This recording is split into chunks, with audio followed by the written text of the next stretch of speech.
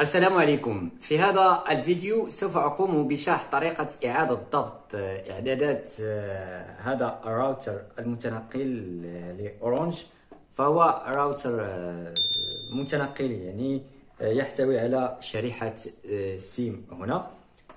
فلإعادة ضبطه و يعني إرجاع الإعدادات، يعني إعدادات المصنع، وكذلك اسم الواي فاي وكلمة مرور الواي فاي التي تأتي مع الراوتر، يعني التي هي مكتوبة في الوراء. فهنا كما ترون واي فاي نيم، ثم واي فاي باسورد، كلمة المرور التي تأتي مع الراوتر، وكذلك كلمة مرور للدخول إلى إعدادات الراوتر من خلال الهاتف أو الحاسوب باستعمال الاي بي ادريس التي ترون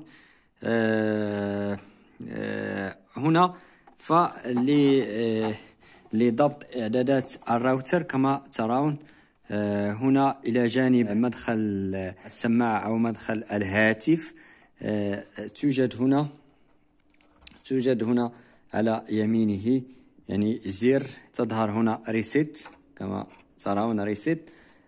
بالضغط مطولا إلى 10 ثواني على هذا الزر ريسيت يتم يعني ضبط إعدادات الراوتر. الراوتر يقوم بعمل ريسيت.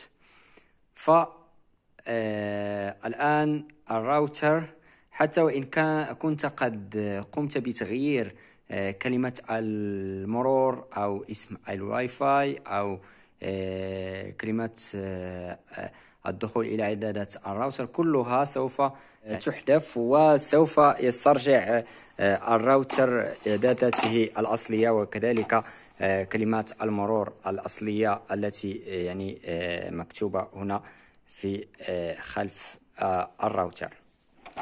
إلى هنا أقول لكم شكرا على المتابعة، وإذا استفدتم من الفيديو لا تبخلونا بالاشتراك في القناة ولايك الفيديو. في أمان الله.